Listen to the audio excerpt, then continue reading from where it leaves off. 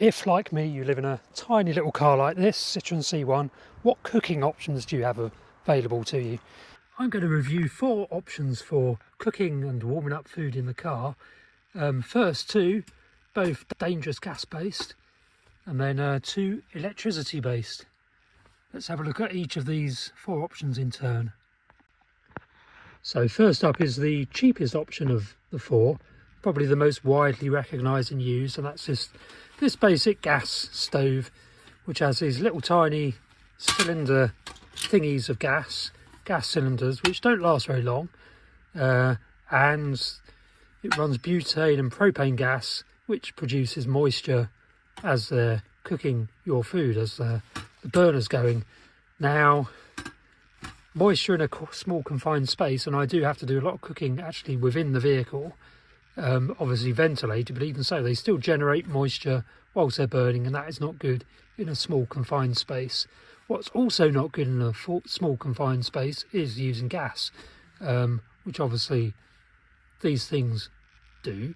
So you need to have the windows open, both of them ideally, and this is if you can't cook outside, and I generally don't cook outside, I generally cook within the car. So well ventilated, and also obviously there is a risk of explosion, so you could be taken out by a conflagration, which would not be very good at all. But in terms of kind of just the use as a cooking device, these are really good. Only one burner, so one pan on top. Very versatile. You can regulate the amount of gas coming through and the heat coming out of here with this regulator, which you can't do with the other 3 we're going to look at in a minute, which means you can kind of simmer and then you can fry and all the rest of it. These are really good. This is about £30 in the UK at the moment. Gas cylinders, I can get these from Trago Mills for £5.40, I think it is, which is a bargain. These are normally about £8 for 4 of these little canisters. I don't like that these are metal and non-recyclable or reusable, so these end up in the bin after about a week and a half, 2 weeks, which is how long they last for me. So that's option number 1, which I do like, and I've used this for about 8 years now, in first my Berlingo and now in my little Citroen C1. Make sure you ventilate, and do remember you are at risk of an explosion or some other sort of fire event, so not really to be recommended in a small confined space, but it does work very well. Now, option number 2 is a firm favourite with kind of hikers and outdoor walkers and runners, because you can stick it in a backpack, and that's the jet boil. I forget which model this is, and you can see it's looking a bit old now, but I'm not overly keen on this, to be honest, mainly because I insist on using bigger canisters, and it's not very stable on a big canister. You can see the actual attachment is a bit wobbly, and just the whole thing, the whole setup is very tall and wobbly, and you can't really regulate the amount of gas that's going through with this thing. It's basically got a little ignition button thing there. You ignite it, and then a fairly uniform amount of gas and flame comes through the actual boiler thingy.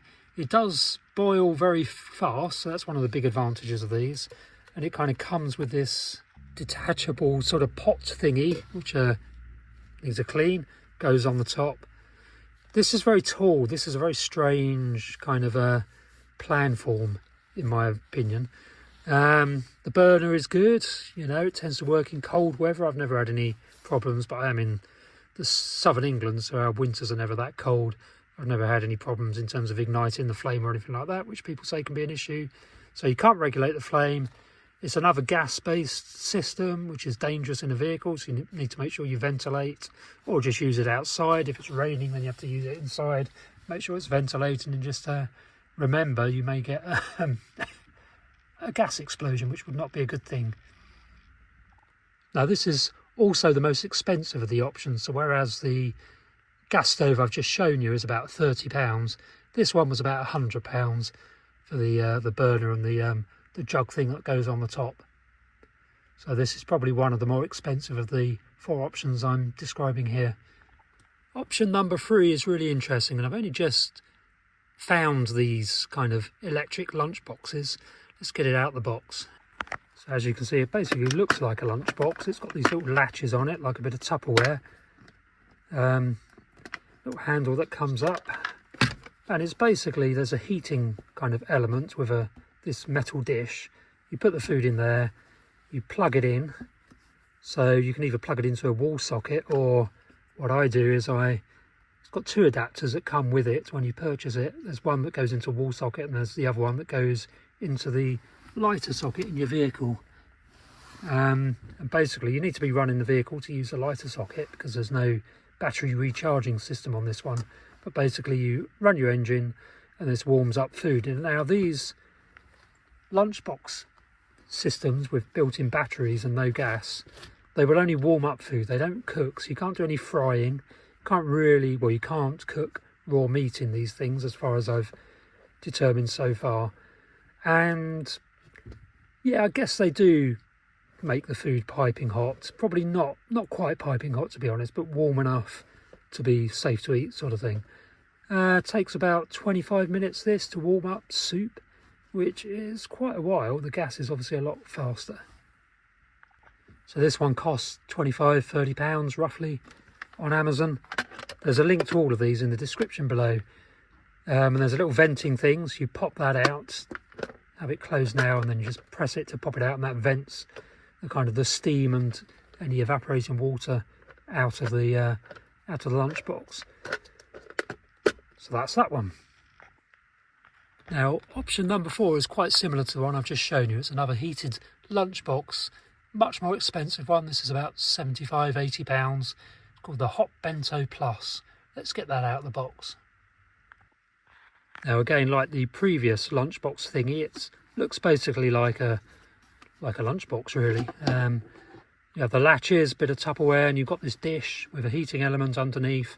Put your food in there. It's very shallow, it needs to be, to warm the food up.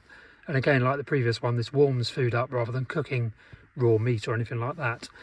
The significant difference between this one and the one I've just shown you is that this actually has a rechargeable battery. So what you do is you charge up the battery, which is removable as well, which is really good if you only want to take the battery to, say, a cafe to recharge it, as I do. Great thing about that is that you don't need it plugged in when you're actually cooking the food. You charge up the battery, then you press this little button once you've got food in the dish. The blue light goes on, and the heating element starts up, and it starts to warm up your food. And the manufacturer claims it will warm up, say, soup in about 10 to 15 minutes. I've not found that to be the case. I found it more like 20 to 25 minutes, by which time I think the battery runs out in between 20 and 25 minutes. So you have just enough battery power to use this once, then you need to charge it back up again. Now, what I found really quite frustrating about this system is that the manufacturer, well, I got it on Amazon, sent it to me with this US plug on it, even though it was bought in the UK, amazon.com, or .co.uk I mean. But they also sent this little adapter with a UK 3-pin plug on. If I plug that in though, it's really loose. It's pretty poor quality. And basically when you have this in a wall socket, it basically just gradually falls out. If you're charging up the battery, you have to put it in a wall socket.